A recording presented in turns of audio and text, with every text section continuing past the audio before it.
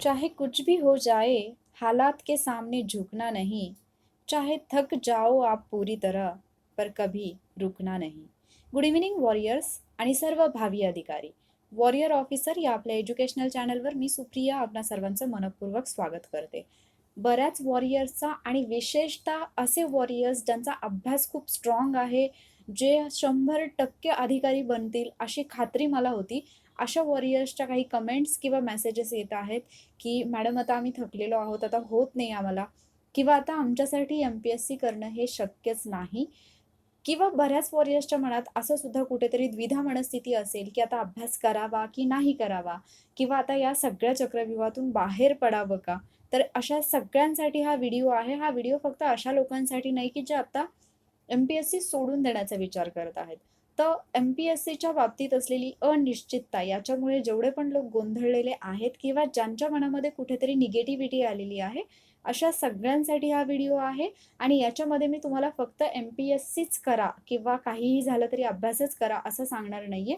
तर याहीपेक्षा काहीतरी वेगळा मेसेज तुम्हाला मिळणार आहे. त्यामुळे व्हिडिओ शेवटपर्यंत पहा. तुम्हाला स्लाइडवरती एक लाईन दिसत असेल आणि ते कोट वाचल्यानंतर तुमच्या लक्षात येत असेल, की खरंच आपले आई-वडील असतील किंवा जे कोणी आपले पालक असतील, त्यांच्यासमोर कितीतरी वेळा अशी परिस्थिती येते, की जेव्हा अगदी ते हतबल होत असतील आणि आता आयुष्य संपलंय असं वाटत असेल, पण तरीसुद्धा ते थोडा वेळ थांबत असतील आणि पुन्हा नव्या जोमाने, नव्याने आयुष्य सुरू करत असतील. तर त्यांच्याकडे बघून आपल्याला हे शिकायचं आहे. तर आजच्या लेक्चरला आपण सुरुवात करणार आहोत.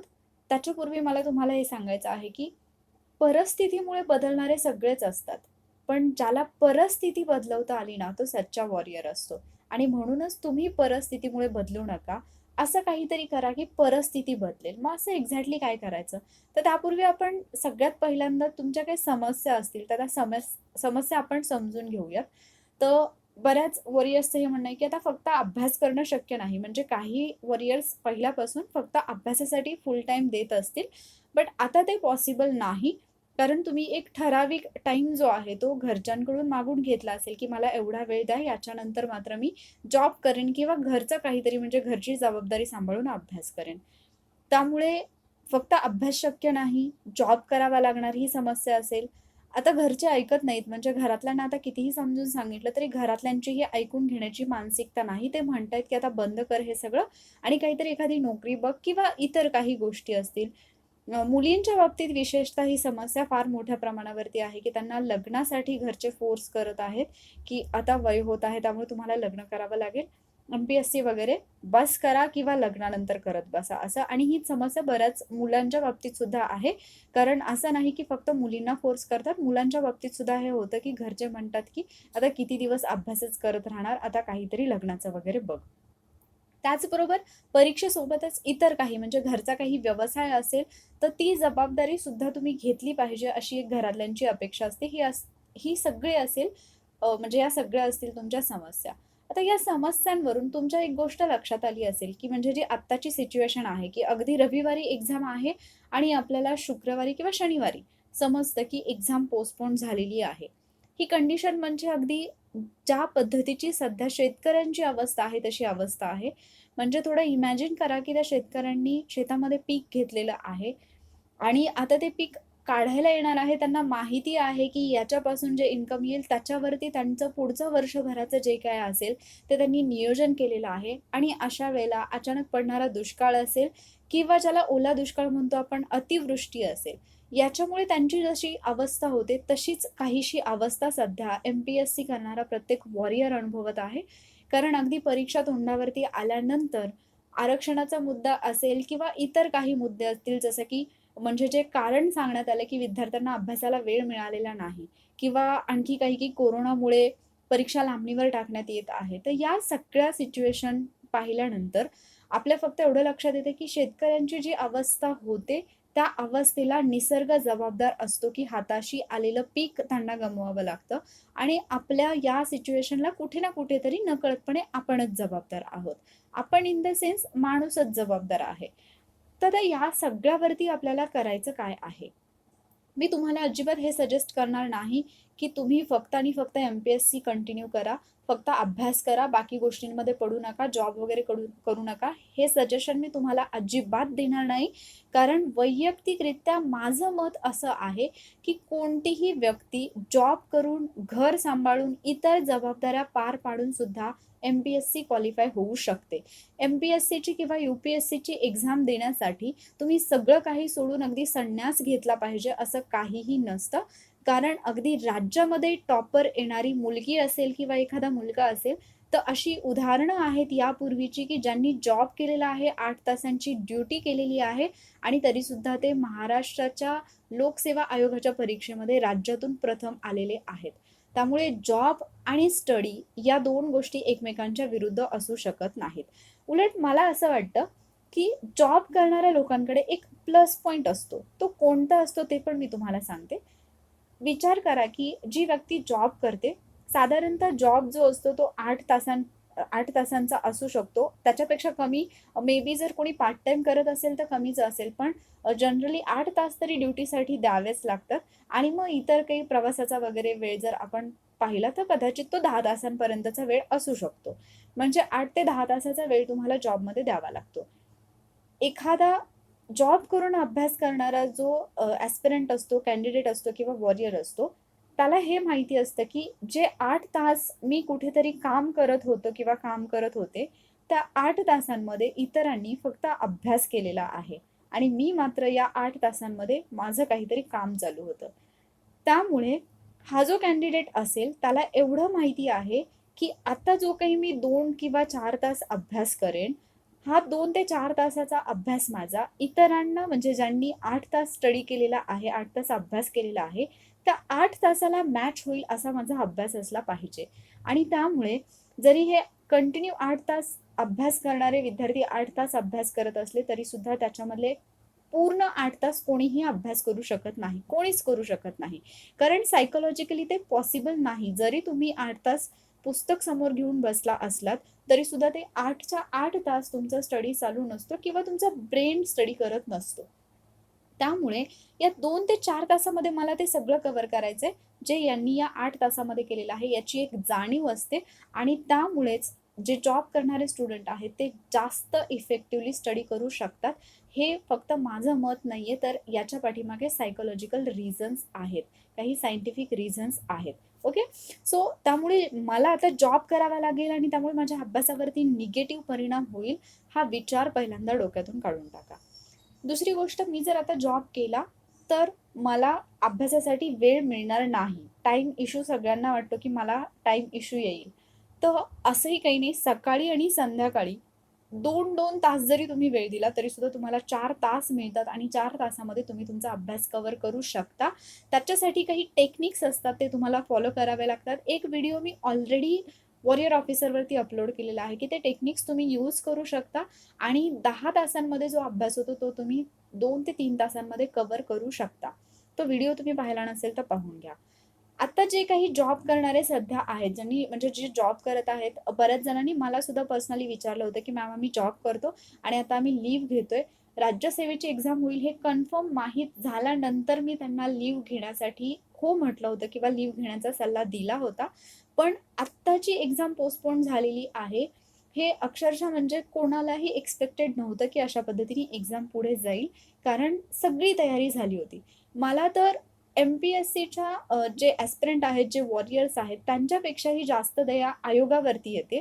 कारण जसं तुम्ही सगळी तयारी केली, तुमचं नुकसान काय झालं? तुम्ही पूर्ण तयारी केलीत परीक्षेसाठीची, तुम्हाला फक्त एक्झाम सेंटरला पोहोचून एक्झाम द्यायची होती. ती कॅन्सल झाली. तुम्हाला त्रास काय झाला याच्यामध्ये? फक्त तुम्हाला एवढंच वाटलं, की मी या दिवशी एक्झामसाठी तयार आहे आणि त्या पर्टिक्युलर डेला एक्झाम झाली नाही. फक्त एवढं तुमचं टेन्शन आहे. पण जस्ट इमॅजिन करा, की आयोगाने सगळे एक्झाम सेंटर जे आहेत, तर ते सेंटरवरची पूर्ण तयारी केली होती. त्याचबरोबर जी काही सुरक्षेच्या दृष्टीने म्हणजे कोरोनाच्या दृष्टीने आवश्यक होती, ती पूर्ण तयारी आयोगाने केली होती. नोटिफिकेशन जारी केले होते. प्रत्येक एक्झाम सेंटरवरती कोणत्या गोष्टी असायला पाहिजेत, ड्युटीज असतील, त्या सगळ्या अलॉट केल्या असतील. सगळं काही आयोगाची तयारी झाली होती आणि ऑन द स्पॉट आयोगाला असं समजतं, की आता एक्झाम घ्यायची नाही. सो आपल्यापेक्षाही वाईट कंडिशन किंवा वाईट सिच्युएशन ही सध्या आयोगाची असेल. कारण ऑब्व्हियसली एवढी सगळी तयारी केल्यानंतर ती कॅन्सल होणं याचं टेन्शन त्यांनाही आलं असेल. त्यामुळे थोडंसं त्या गोष्टीचा विचार करा. तर मला असं वाटतं, की तुम्ही जर सध्या जॉब करत असाल आणि तो जॉब जर तुम्ही सोडण्याचा विचार करत असाल एम-पी-एस-सीसाठी, तर तो तुमचा एक चुकीचा डिसिजन असू शकतो. तुमच्याकडे जॉब सेफ्टी असली पाहिजे. तुमच्या हातात जर एक जॉब असेल, तर तुम्ही फुल कॉन्सन्ट्रेशननी एम-पी-एस-सी करू शकता. पण जर तुम्ही फक्त एम-पी-एस-सीचा अभ्यास करत असाल, तर हे एक कन्फ्युजन तुमच्या डोक्यात राहतं, की जर इकडे नाही झालं तर पुढे काय? त्यामुळे ज्यावेळेला तुमच्या हातात जॉब असतो, तेव्हा तुम्ही जास्त प्रभावीपणे अभ्यास करू शकता. सो हे झालं जॉब करणाऱ्यांचा ज्यांचा प्रॉब्लेम आहे त्यांच्याबद्दल. दुसरं की आता मी घरच्यांना कसं समजावू? म्हणजे मी आत्तापर्यंत फक्त आणि फक्त अभ्यासच केलेला आहे. आता माझ्या घरचे ऐकतच नाहीयेत, की नाही होत कारण घरची परिस्थिती तशी नसते, की ते तुम्हाला इकॉनॉमिकली सपोर्ट करू शकतात. सो जी शेतकऱ्यांची मुलं आहेत त्यांच्याकडे तर ऑलमोस्ट म्हणजे आई-वडील तेवढे सुशिक्षित नसतात, की ते या सगळ्या गोष्टी समजू शकतील आणि त्यामुळे त्यांना समजावणं थोडंसं कठीण होऊ शकतं. तर मला असं वाटतं, की तुमच्या आई-वडिलांशी म्हणजे मी तर प्रत्यक्ष बोलू शकत नाही, पण तुम्ही किमान एवढं तरी त्यांना ऐकवू शकता, जे मी आत्ता बोलते ते, की इमॅजिन करा, की तुमच्या शेतामध्ये पीक आलं आणि कुठल्यातरी नैसर्गिक आपत्तीमुळं त्या पिकाचं नुकसान झालं. मग ते अतिवृष्टी असेल किंवा दुष्काळ असेल, याच्यामुळे जर पिकाचं नुकसान झालं, तर तुम्ही शेत विकता का? नाही, तुम्ही ते पीक हातातून गेलं हा विचार करून पुढच्या वेळेला आपण व्यवस्थित पीक घेऊ हे विचार करता.